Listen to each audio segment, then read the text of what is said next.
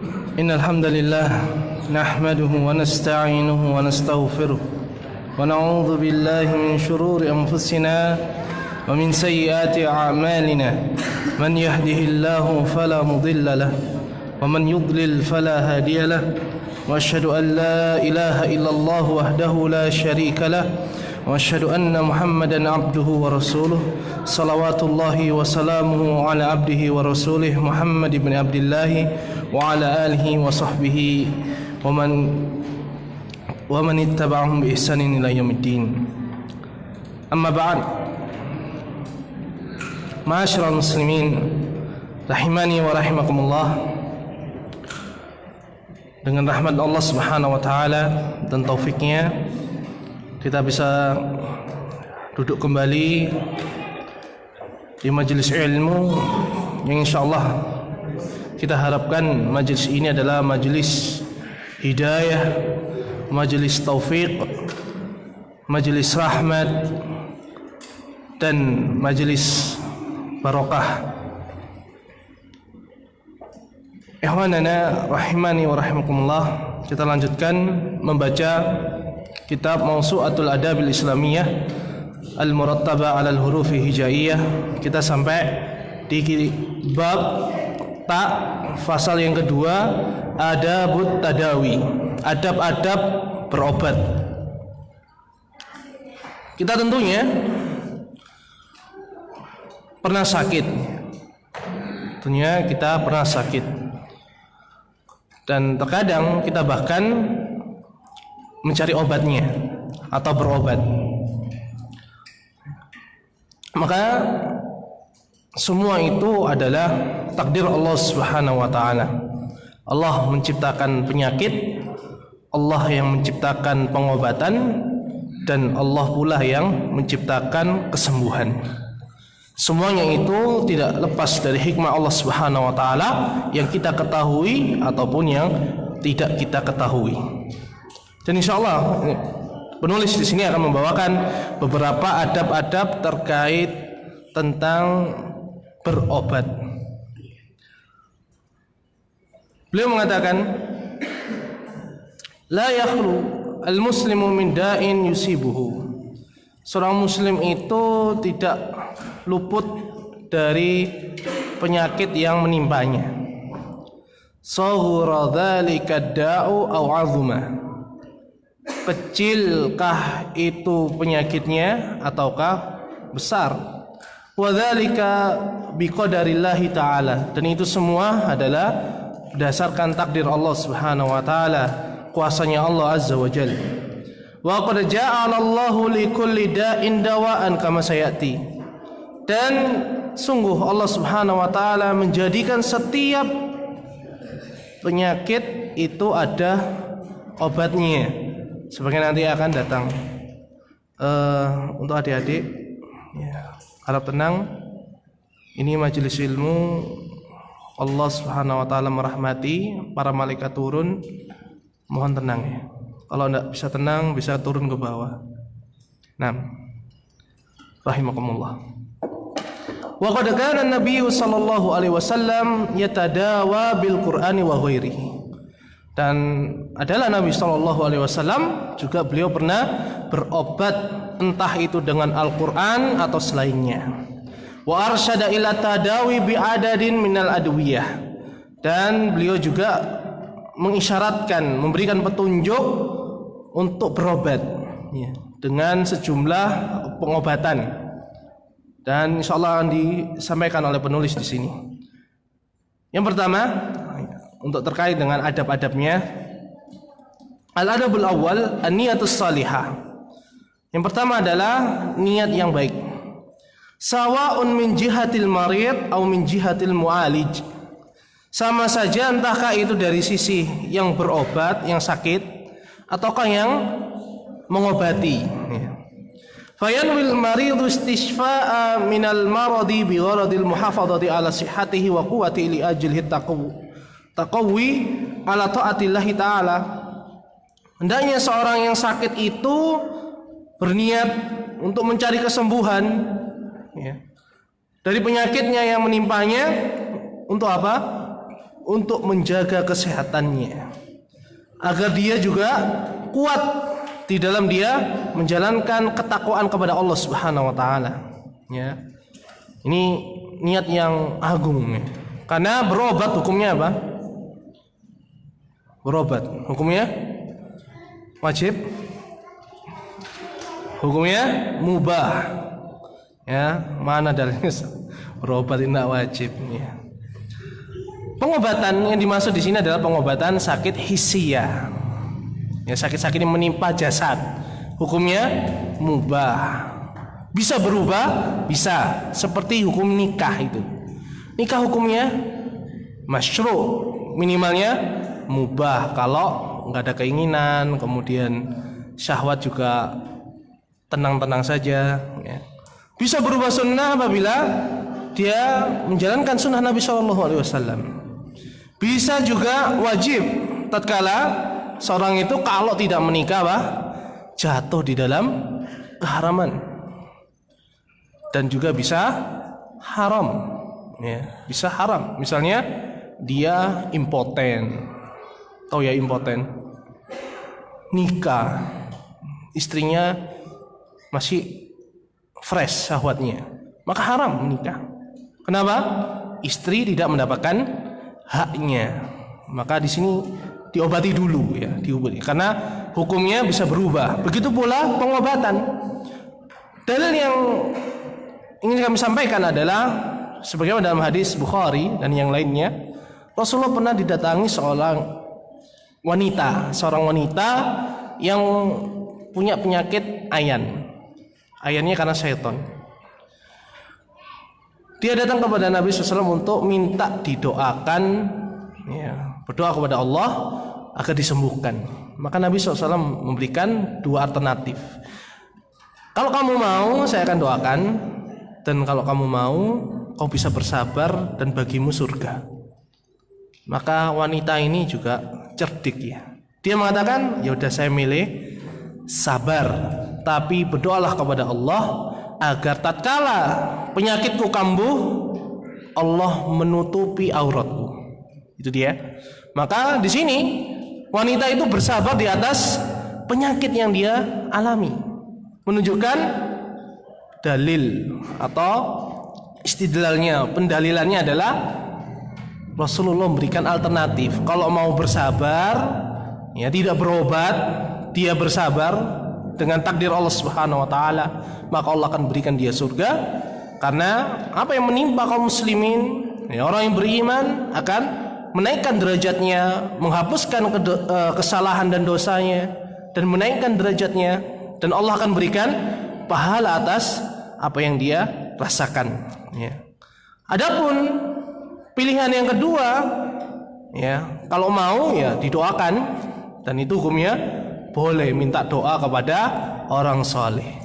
Ini jadi hukum asalnya boleh berobat, dan bisa berubah, bisa.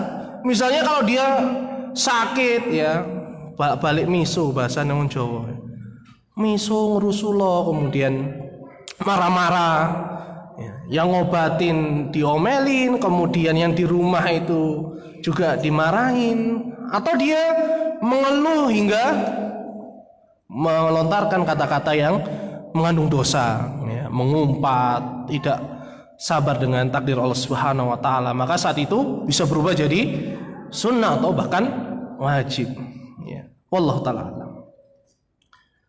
Jadi hendaknya orang yang sakit kemudian dia berobat, hendaknya meniatkan untuk mencari kesembuhan itu agar dia terjaga kesehatannya. Karena beribadah di saat sehat itu beda dengan saat sakit. Yang kedua adalah agar dia dengan sehat itu kuat di dalam beribadah kepada Allah Subhanahu wa taala. Wa yanwil mu'aliju ayyusa'ida akhahul muslim, dan hendaknya seorang yang mengobati ya, tabib, dokter ya, itu meniatkan untuk membantu saudaranya yang muslim. Di sini dikatakan muslim. Apa hukumnya seorang dokter muslim mengobati orang kafir? Mubah ya, mubah.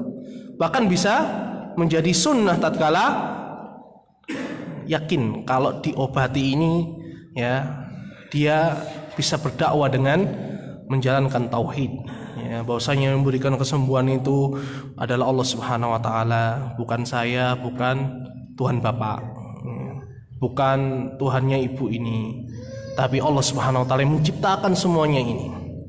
Bisa tapi ya tergantung orangnya, kuat mental atau tidak. Kan bisa jadi kan orang yang datang, saya ini mau berobat, jangan diceramai, ya. Saya ingin berobat bukan untuk dengarkan khutbah jenengan. Ya itu adalah resiko sebagai seorang dai, ya. Kan dai nggak harus nggak jadi dokter, bisa jadi dari dokter, guru, dosen ataupun apapun. Nah, jadi hendaknya dia memberikan niat orang yang mengobati itu untuk menolong, ya, untuk menolong.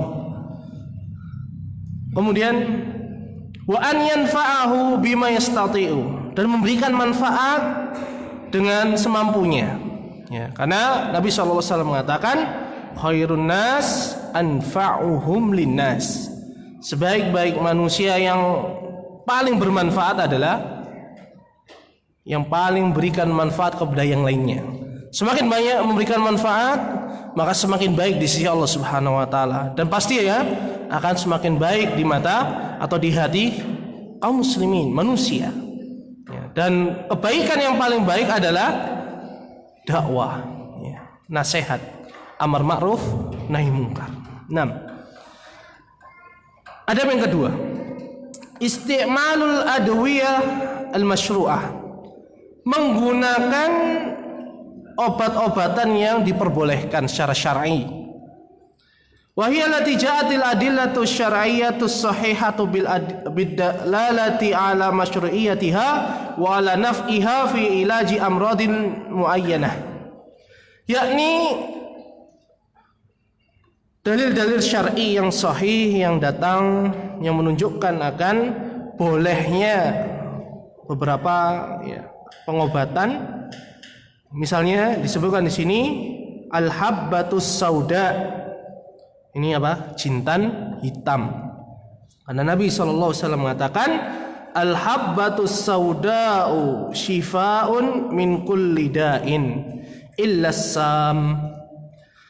Habbatus sauda adalah syifa, ya, penyembuh, min kulli da', ya, dari segala penyakit. Di sini menggunakan sigoh, ya, nakirah, umum, sakit apapun, illas sam, kecuali mati. Nah, mati nggak bisa disembuhkan. Jadi orang yang mati dikasih habbatus sauda ya nggak ngefek. Ya, ini kata Nabi SAW. Hadis ini hadis sahih dengan penguatnya. Wallahu a'lam. Itu yang pertama, kita bisa berobat dengan jintan hitam. Ya. Yang kedua, aslun nahl, madu tawon, ya, bukan madu yang lain. Biasanya bahaya kalau menyebutkan kata madu. Dan juga madu yang tawon, ya. Nah, sekarang itu Masya Allah, ya, kalau kita jalan-jalan di lingkar barat sana, apa aja dikasih madu, ya. Sawo madu, apa sawo madu, melon madu, apalagi semuanya dikasih madu. Nah, yang dibahas di sini adalah bukan itu semua, tapi madu, ya. Kalau bahasa Inggrisnya apa? Honey. Bukan honey si dia itu, ya, tapi honey, ya, madu itu. Memang madu Masya Allah manis, banyak yang suka, ya. Liqaulihi ta'ala, berdasarkan firman Allah Ta'ala, fihi shifa'ul linnas, bagaimana surat An-Nahl ayat 69. Pada madu itu terdapat syifa, penyembuh, linnas. Ini juga sigohnya umum, nakirah, ya, maka untuk segala penyakit. Wallahu ta'ala alam. Kemudian yang ketiga, al-hijamah, bekam. Bahasa lainnya apa? Cantuk. Apa lagi? Bekam, hijamah, isitulah ma'ruf insyaallah, ya. Liqaulihi sallallahu alaihi wasallam amsalu ma tadawaitum bihil hijamah wal qasdul bahri. Pengobatan yang terbaik, tidak ada pengobatan yang terbaik ya, yang kalian bisa lakukan ya, kecuali dengan hijamah. Apa hijamah? Yaitu hijamah itu mengeluarkan darah kotor. Ya, mengeluarkan darah kotor. Mungkin pun sekarang ada istilahnya apa? Fasdu. Apakah itu termasuk hijamah? Wallahu ta'ala alam. Tapi dari thariqahnya ada perbedaan. Kalau fasdu itu ya mengalirkan darah. Adapun bekam ya kita ketahui harus diuapin ya. Kemudian di daerah tertentu. Kalau fasdu biasanya di kaki ya. Wallahu a'lam. Apakah sama? Saya nggak tahu, antum tanya kepada ahlinya. Fas'alu ahla dzikri in kuntum la ta'lamun. Itu ya, hijamah. Bahkan ketika Mi'raj, Nabi SAW banyak diberikan wasiat ya. Direkomendasikan oleh para malaikat untuk berobat dengan hijamah, dengan bekam. Wallahu ta'ala alam. Kemudian yang keempat, al-hinna. Hinna itu ya pacar itu ya. Bukan pacar itu. Hinna ya, daun pacar. Fa innahu sallallahu alaihi wasallam kana la yusibuhu qarhatun wala syauqatun illa wada'a 'alaiha al-hinna. Karena Nabi sallallahu alaihi wasallam itu dalam hadis At-Tirmidzi, begitu pula Ibnu Majah dari Rafi' bekas budakia Nabi sallallahu alaihi wasallam, dan hadis ini sahih, bahwasanya beliau tidaklah punya borok atau bekas kena duri ya. Duri atau telusupan sesuatu yang menggores kulit kita, kecuali beliau meletakkan pada luka itu hina ya.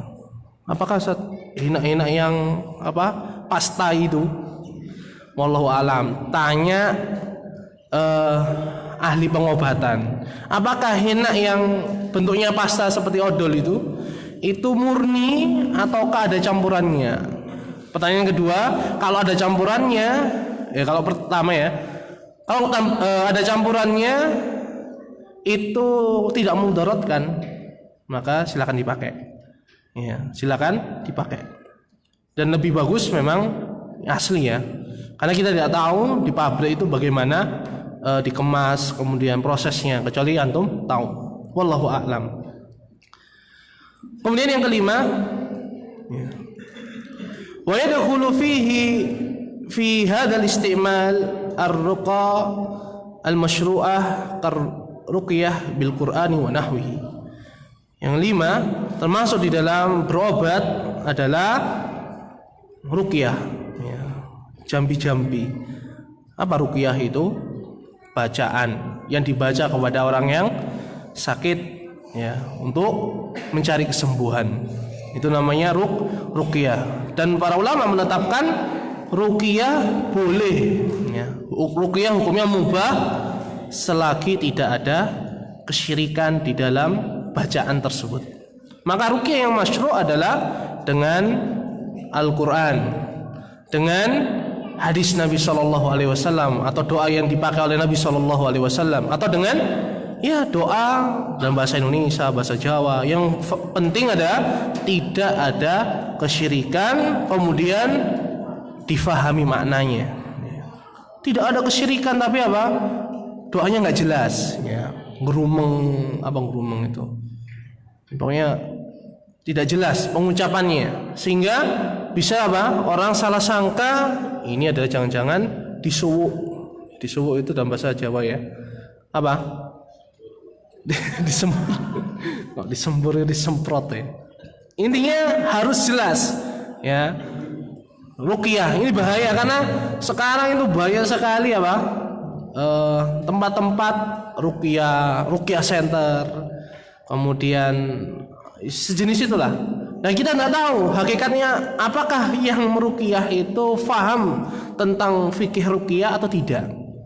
Maka ya sebagian para ulama memfatwakan ya, tidak boleh membuka ruqyah center. Wallahu a'lam. Dalilnya ada sabda Nabi sallallahu alaihi wasallam, la ba'sa birruqa ma lam yakun fihi syirkun. Tidak mengapa berobat dengan ruqyah selagi tidak ada padanya kesyirikan. Ada beberapa hadis Rasulullah melarang ruqyah. Ya. Kemudian di sini beliau mengatakan ruqyatu bil Fatihah, misalnya ruqyah dengan membacakan surat Al-Fatihah, sebagaimana beberapa hadis sahabat meruqyah kepala suku yang terkena sengatan kalajengking, ya. Kemudian sebagainya. Wa ayatul kursi, dengan ayat kursi. Wa khawatimi suratil Baqarah, dengan akhir atau penutup surat Al-Baqarah. Wa suratul kafirun, wa suratil kafirun, dan surat Al-Kafirun. Wal muawwidzat, dan surat muawwidzat. Muawwidzat itu sebutan untuk 3 surat, yakni 3 surat yang terakhir, Al-Ikhlas, Al-Falaq, dan An-Nas. Bisa ruqyah itu. Kalau udah mudah ini ya, nggak perlu kita datang kepada ustaz. Itu akan mempengaruhi hati kita. Ya, ustaz minta ruqyah. Hukumnya apa? Boleh. Boleh. Tapi apa? Dikhawatirkan hangus tiket masuk surga tanpa hisab, tanpa azab. Nah, kemudian wa ghairu dzalik min ayat, atau selain itu dari ayat-ayat Al-Qur'an. Wa kadzalika ruqyatu bid-da'awati sabitah anin Nabi sallallahu alaihi wasallam. Begitu pula ruqyah dengan doa-doa yang pernah diucapkan oleh Nabi sallallahu alaihi wasallam yang sahih.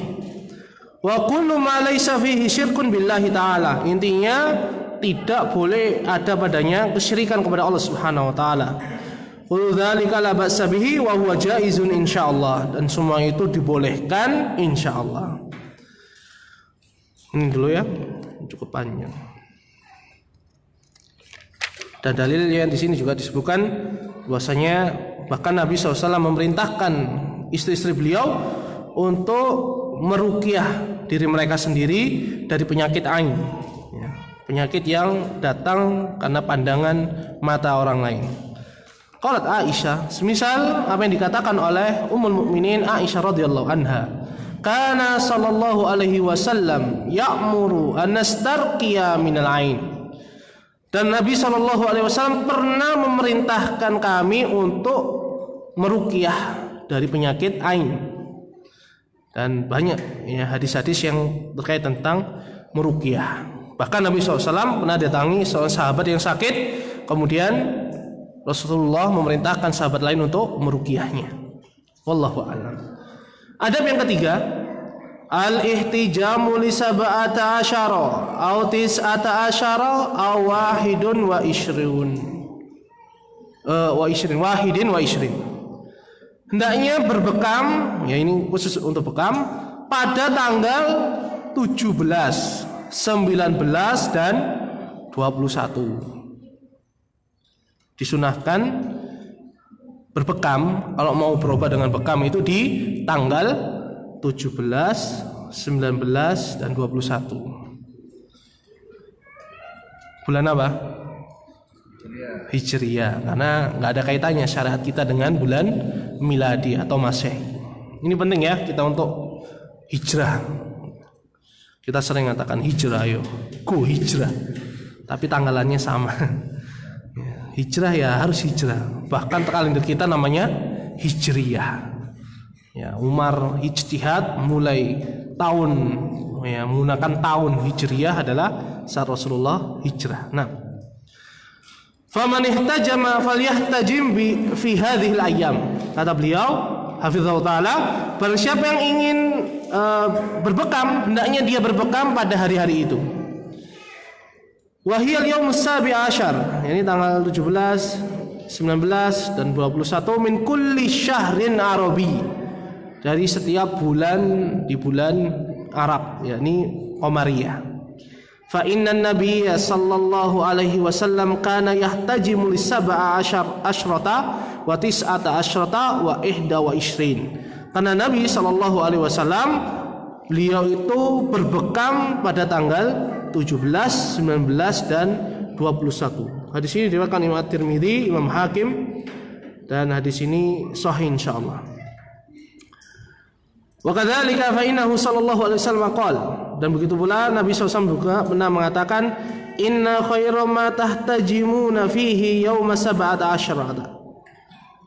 Sebaik-baik hari untuk kalian berbekam adalah hari ke-17, wa tis'at asyrata, dan 19, wa yauma ihda wa ishrin, dan pada hari 21. Hadisnya sama At-Tirmidzi, dan hadisnya hasan insyaallah dari Abdullah bin Abbas radhiyallahu anhu. Adab yang keempat, ijtinabul adwiyatil muharramah, menjauhi pengobatan yang haram. Karruqallati fiha isyraqun billahi ta'ala, semisal ruqyah yang di dalamnya ada kesyirikan. Berdoa kepada selain Allah, minta bantuan kepada orang yang sudah mati, minta bantuan kepada jin, minta bantuan kepada Nabi sallallahu alaihi wasallam, minta bantuan kepada malaikat. Semuanya itu adalah bentuk penyekutukan Allah Subhanahu wa taala dengan makhluknya.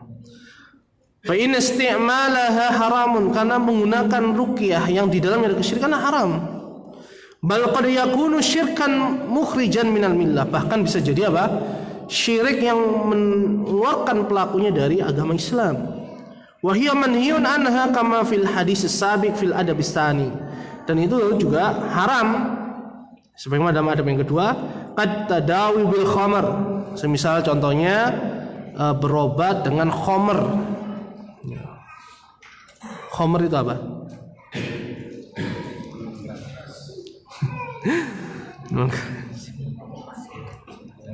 Ya, saya sering mengkritisi istilah minuman keras.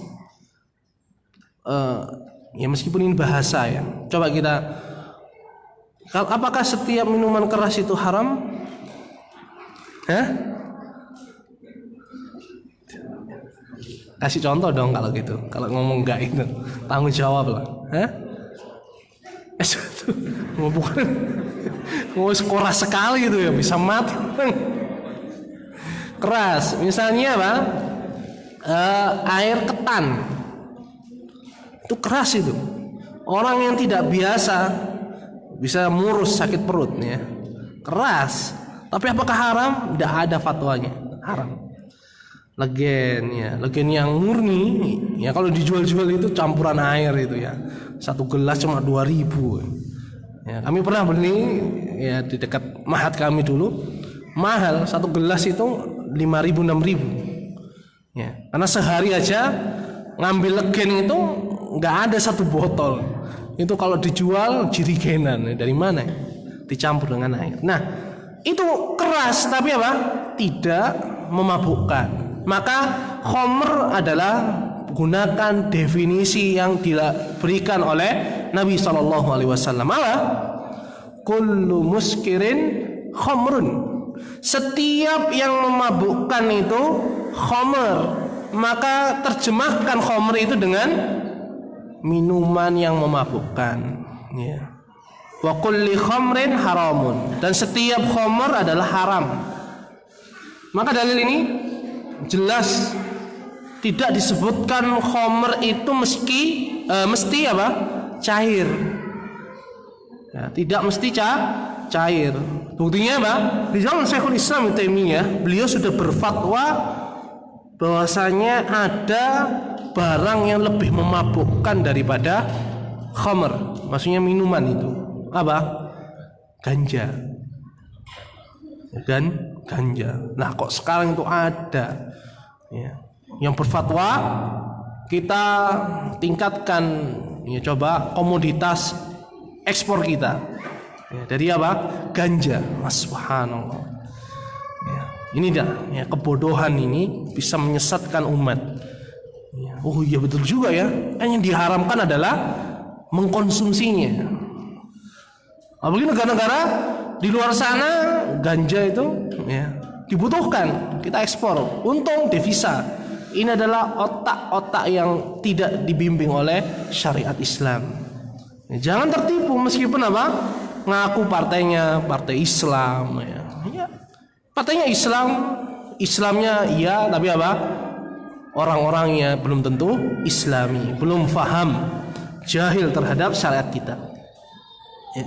Beliau memfatwakan ganja haram. Dan ganja kita ketahui bentuknya daun yang dikeringkan, kemudian dibakar, penggunaannya begitu. Ya. Maka khamr tidak mesti minuman, bisa juga rokok. Ya, rokok. Wallahu a'lam. Dan ahli kesehatan sepakat kalau rokok itu meskipun nggak sampai taraf kepada narkotika atau psikotropika atau narkoba itu, tapi rokok disepakati apa? Mudarat. Ya.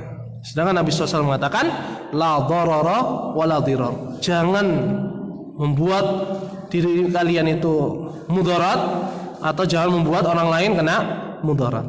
Ini dia. Kemudian tadi khamr ya.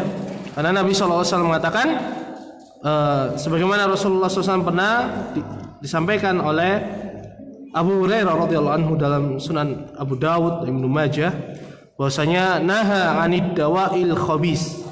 Dan Nabi SAW juga pernah melarang berobat dengan obat-obatan yang khabis. Khabis itu kotor, maksudnya najis.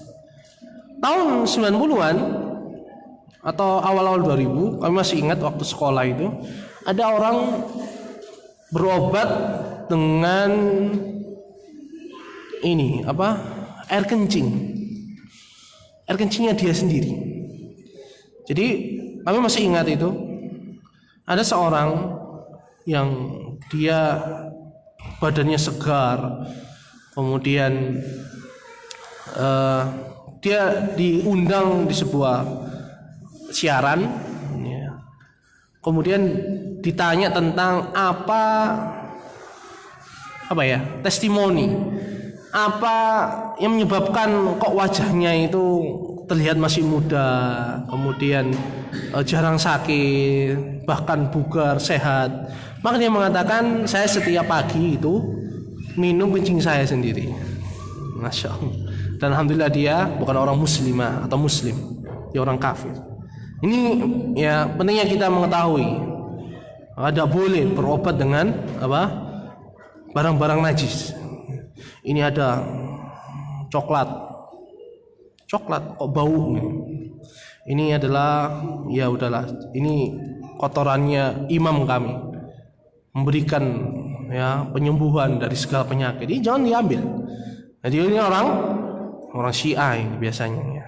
Karena tinjanya imam mereka itu berkhasiat. Tapi apa? Tidak teruji ya. Enggak ada standarnya.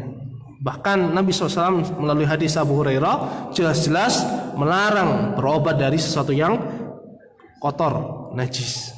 Nah, kemudian ya, bahkan walima sa'alahu rajulun an tadawi bil khamr. Bahkan Nabi SAW pernah ditanya oleh seseorang hukum tentang berobat dengan khamr. Karena sebagian kami juga mendengar dari beberapa saudara kami, ada kalau orang kena penyakit batu ginjal itu diminumin khamr itu bisa memecah batu ginjalnya. Ya, maka kami tidak memfatwakan itu. Karena berdasarkan sabda Nabi SAW ini. Apa kata orang itu? Hiya dawaun. Khamr itu dawa, ya, penyembuh, obat. Apa kata Nabi SAW? Qala lahu Nabi SAW, la walakinnaha da'un. Nabi SAW membantah, tidak, justru khamr itu penyakit. Ya, tinggal kita pilih hadisnya Nabi SAW yang kata Allah Subhanahu Wa Taala, wa ma yantiqu anil hawa in huwa illa wahyu yuha. Apa yang diucapkan Nabi SAW itu bukan dari hawa nafsunya, tapi wahyu yang diwahyukan. Meskipun dalam perkara ini, ya, ini jelas bahwasanya perkaranya khamr tidak boleh digunakan untuk apa? Berobat. Muncul masalah kontemporer. Awal-awal tahun 2000-an juga ya. Apa hukumnya minum obat batuk yang ada alkoholnya? Obat ini mengandung alkohol. Apa hukumnya? Ya, sebelum kita jawab, kita bahas dulu alkohol. Apa itu alkohol? Alkohol, sebagian orang, wallahu alam, dari mana mereka menyebutkan bahwasanya alkohol itu haram. Dia adalah khamr. Maka mana dalilnya bahwasanya alkohol itu khamr? Ya. Kalau memang benar itu khamr, ya, maka haram kita menggunakan alkohol. Dan para ulama, ya, ulama kontemporer berselisih apa hukumnya menggunakan alkohol. Sebagian mereka, misalnya ketika ditanya tentang bolehkah menggunakan parfum yang ada alkoholnya, ya, parfum itu ada alkoholnya, maka para ulama pun bertanya alkohol itu sifatnya apa, seperti apa, ya, dan harus dijelaskan biar tidak salah mengeluarkan istinbat hukum, ya, harus tahu. Dari yang kami ketahui, alkohol itu bukan khamar, digunakan juga bukan untuk dikonsumsi, ya. Maka wallahu alam, obat batuk atau obat apapun, sirup yang mengandung alkohol, ya, hukumnya boleh. Dan kami juga pernah bertanya kepada ahli medis bahwasanya alkohol yang digunakan itu bukan bahan utama, tapi apa? Untuk mereaksikan bahan-bahan yang ada di dalam sirup itu. Wallahu a'lam. Jadi yang kami ketahui, dan kami juga pernah bertanya kepada guru-guru kami, apa hukumnya menggunakan alkohol pada obat-obatan? Jawaban mereka mubah, dari pertanyaan mereka kepada ahlinya. Wallahu a'lam. Kemudian adab yang kelima, istisyaratu ahli tib, bermusyawarah atau konsultasi kepada ahli kesehatan. Ya, penting ya, karena kita aja paham ya, kalau mobil itu rusak, tanyanya kepada siapa? Montir, tukang bengkel, ya, bukan sembarang orang, ya. Begitu pula sakit, ya, jangan sembarang orang ditanya, waduh saya sakit ini, kira-kira obatnya apa? Anak kemarin begini sembuh, coba antum, hati-hati malpraktek nanti, ya, ini bahayanya. Dan yang aneh, tanya penyakit hati, ya, kepada orang yang bukan jurusannya agama, belum pernah belajar usul fikih, akidahnya juga nggak jelas, kemudian dia tidak ada, ya, pengetahuan tentang agama Islam. Kita tanya, apa hukumnya ini, apa hukumnya itu, bagaimana kasus ini dengan kasus itu, sehingga dia berfatwa. Ini juga salah yang bertanya, salah yang ditanya juga. Dan yang lebih salah adalah yang nge-share, ya, kasus itu jangan di-share, ya, itu bisa menyesatkan banyak kalangan. Dalilnya apa? Dalilnya adalah keumuman firman Allah Ta'ala dalam surat An-Nahl ayat 43, fas'alu ahlad dzikri in kuntum la ta'lamun. Bertanyalah kepada ahlinya, ya, ahli dzikr, in kuntum la ta'lamun, apabila kalian tidak mengetahui. Maka Islamlah yang mengajarkan agar orang itu menuntut ilmu, bertanya, ya. Nggak tahu tentang ilmu bangunan, ya tanya kepada insinyur pembangunan, jangan tanya kepada dokter. Ya, tanya tentang intensifikasi pertanian, ya tanya kepada ahli pertanian, jangan tukang las. dan seterusnya. Tanya urusan agama yang mestinya kepada para ulama, ya. Jelas ini. Tapi sayangnya apa? Manusia banyak tersesat di dalam hal yang urusannya dengan agama. Kayaknya penampilannya syar'i, pakai jubah, ya, pakai sorban, kayaknya kiai ustadz. Tanya, jangan, bahaya. Karena kalau penyakit saja itu kalau salah obat hanya sakit dan bisa mati. Tapi kalau apa? Salah di dalam bertanya dalam urusan agama, dia mungkin hidup tapi apa? Dia akan mati di dalam kedosa yang dia tidak ketahui, dan itu bisa menjerumuskan dia kepada neraka. Nasallallahu alaihi wasallam. Kemudian Nabi SAW juga bersabda, Innallaha ta'ala lam yunzil da'an illa anzala lahu dawaan. Sesungguhnya Allah yang maha tinggi itu tidaklah menurunkan sebuah penyakit kecuali Allah turunkan bersamanya obat. Jadi kaidahnya setiap penyakit ada obatnya. Corona gimana Ustaz? Yakinlah apa? Ada obatnya berdasarkan hadis Nabi sallallahu alaihi wasallam. Alimahu man alimah. Diketahui oleh orang yang mengetahuinya, wa jahilahu man jahilah. Ataupun tidak diketahui oleh orang yang bodoh. Illa sam, kecuali kematian. Orang yang tahu ataupun yang bodoh tidak akan bisa mengobati kematian, ya. Wa huwal maut, as-sam ditafsirkan oleh Nabi sallallahu alaihi wasallam adalah al-maut, yakni kematian. Dan yang terakhir, al-adabus sadis, adab yang keenam, dan ini yang paling penting bahkan ya, setelah niat yang solihah. Apa?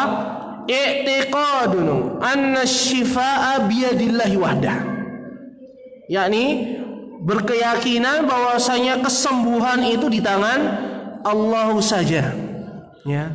Bahkan Nabi SAW mengajarkan kita untuk berdoa dengan doa yang intinya di dalamnya adalah ketauhidan kepada Allah Subhanahu wa taala di dalam uluhiyah, rububiyah ataupun asma wa sifat, ya.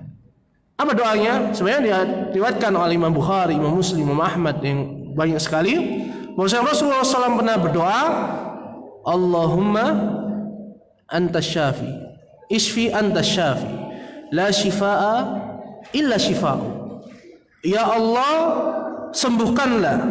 Oh, Allahumma rabban nas. Wahai ya Allah, Engkau adalah Rabbnya manusia. Ishfi, sembuhkanlah. Anta syafi, Engkau adalah Maha Penyembuh. La shifaa illa shifa'u, tidak ada kesembuhan kecuali kesembuhan darimu.